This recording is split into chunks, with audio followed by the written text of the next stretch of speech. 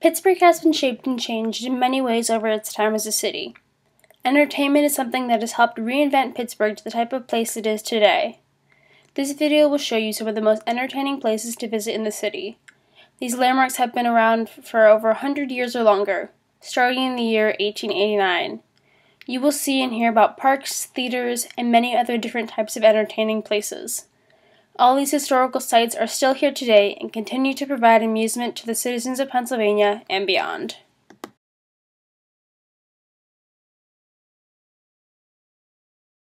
Alexander Negley was a German settler who moved to the Highland Park area in 1788.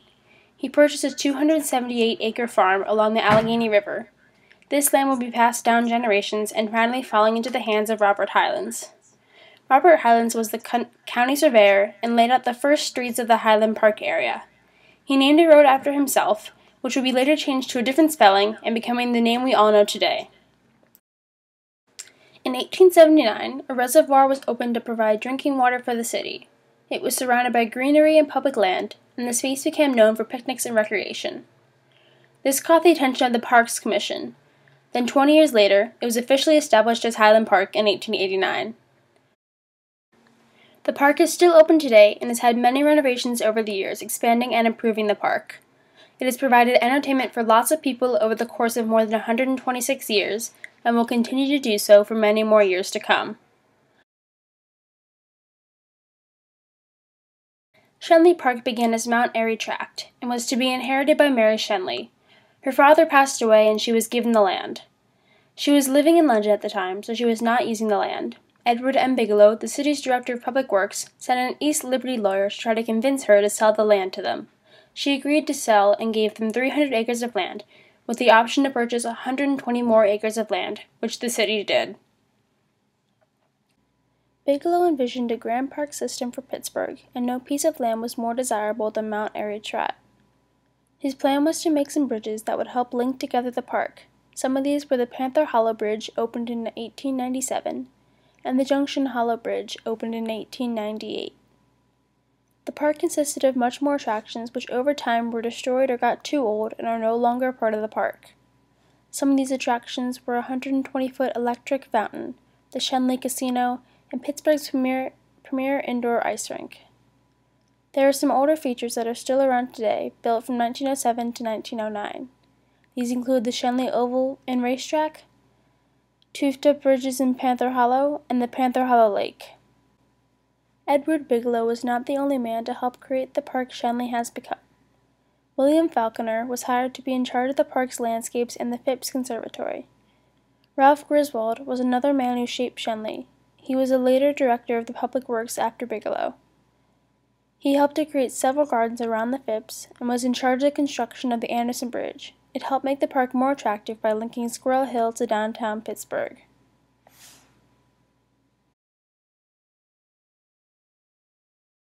Henry W. Phipps was a philanthropist who gave the Phipps Conservatory as a gift to the city of Pittsburgh. Phipps said that he wished to erect something that would prove a source of instruction as well as a pleasure to the people. The building was designed by Lord and Burnham, a New York-based greenhouse manufacturer.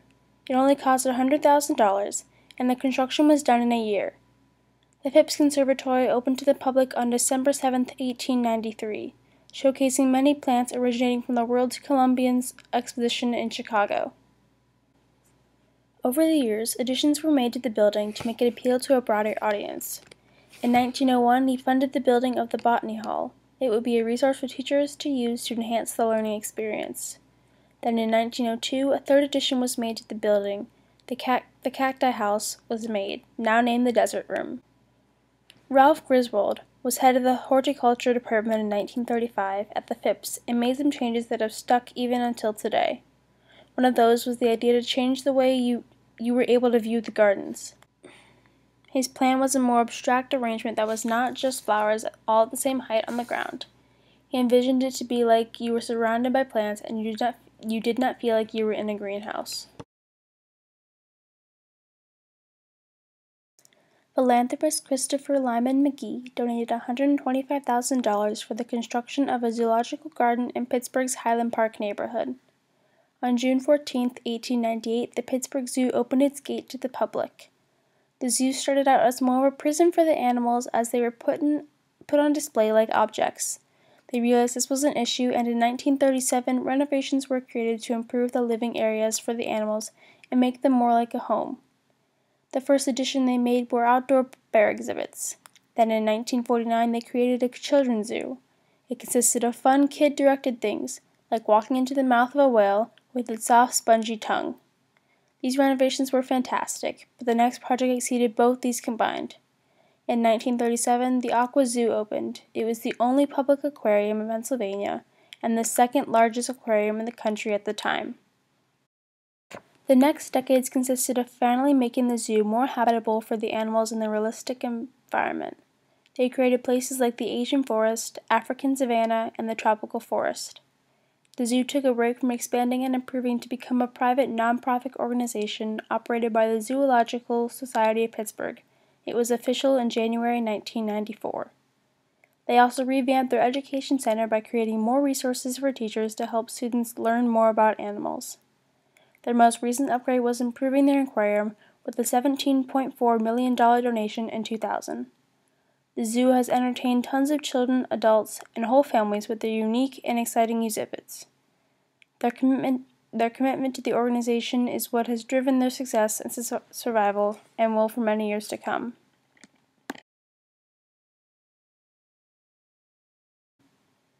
Kennywood is one of the oldest and most loved amusement parks, but it didn't always start out that way.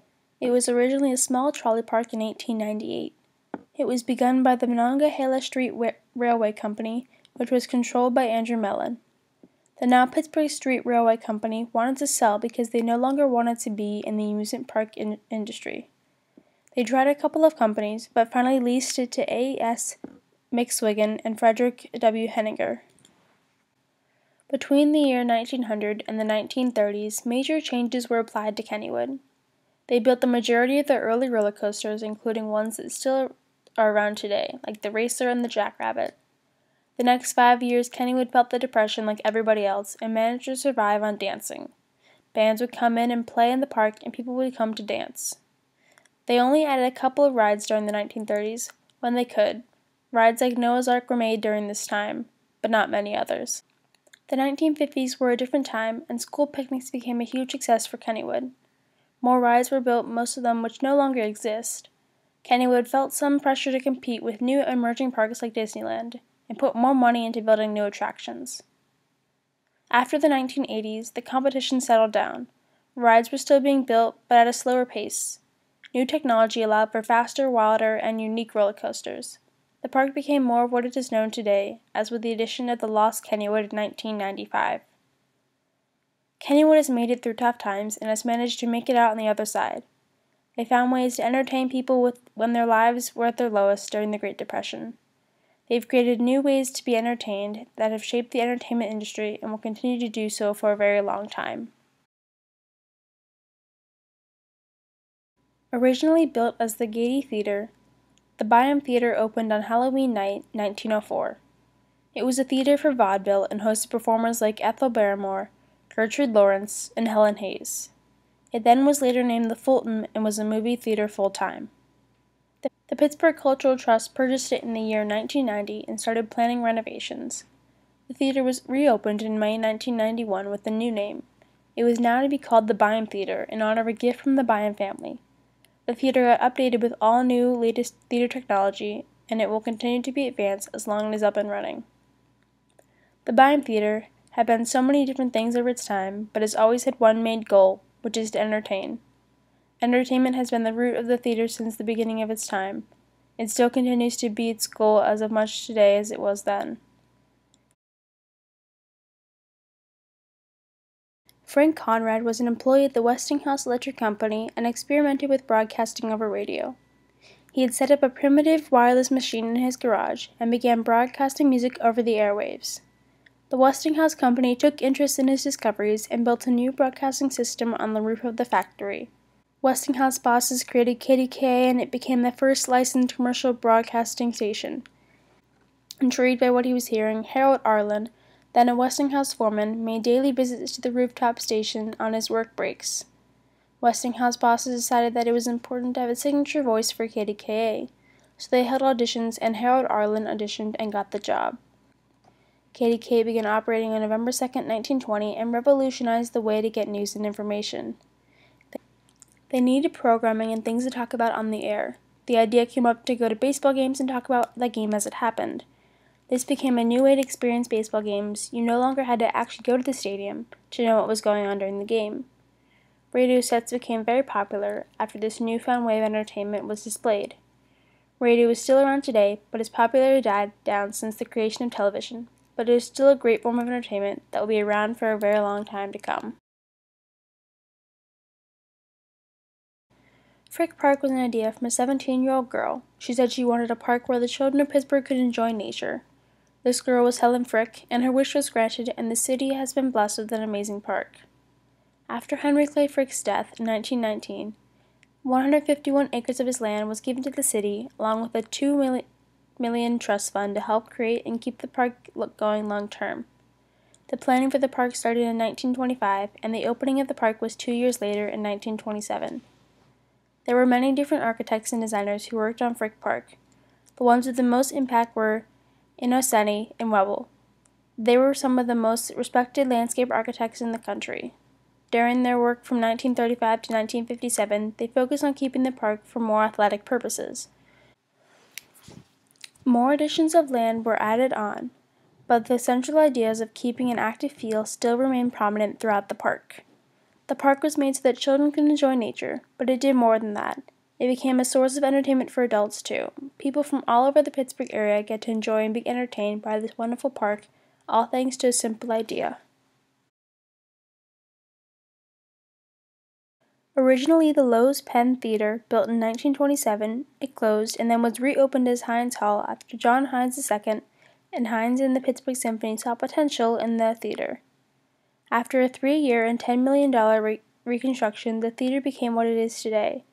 On September 10, 1971, the building reopened as the Heinz Hall for the Performing Arts. Heinz Hall Theater was celebrated for its creative potential with all its new improvements, including a lengthened stage, extra rehearsal rooms, revamped chandeliers, and much more.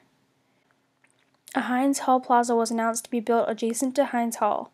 Also, a 4-story addition was to be made to Heinz Hall. The plaza opened on May 7, 1982, along with the completion of an addition to Heinz Hall. The building stayed the same until its most recent renovation in 1995. A $6.5 million provided. The building stayed the same until its most recent renovation in 1995. A $6.5 million donation provided by the Howard Heinz Endowment and the Commonwealth of Pennsylvania. This 4-month renovation was to create technical and aesthetic improvements to the hall. The enhancements included a new orchestra shell, acoustical risers, new butterfly sound reflector, and heating and air conditioning improvements. Heinz Hall has been entertaining people with the Pittsburgh Symphony Orchestra and the beautiful music they make. For a long time, Heinz Hall has been a great source of entertainment in the city of Pittsburgh and will be one for a lot longer. Originally opened as the Stanley Theater on February 27, 1928, the project to build it was funded by James Bar Clark with $3 million. It was a nice source of entertainment during the Great Depression. Since times were so tough, this kind of place was nice to be able to relax and enjoy. It was bought by the Pittsburgh Cultural Trust, and it was their first big renovation project. It was a $43 million project that restored the theater like it was opening night all over again. They followed very specific guidelines when designing and building the new Benedum Center, making it the best it could possibly be. The Benedum Center building is registered with the National Register of Historic Places. The Benedum Center is also a great source of entertainment with exciting shows and beautiful building. It is and always will be a place of entertaining and captivating its audience in the wonderful shows they put on. Pittsburgh is full of amazing entertainment spots all over the city, from theaters to parks and even radio stations. Pittsburgh has had a good source of entertainment then, in the past, and now in the future. All these landmarks are so different in so many ways, but they are all connected on the central theme that their job is to entertain.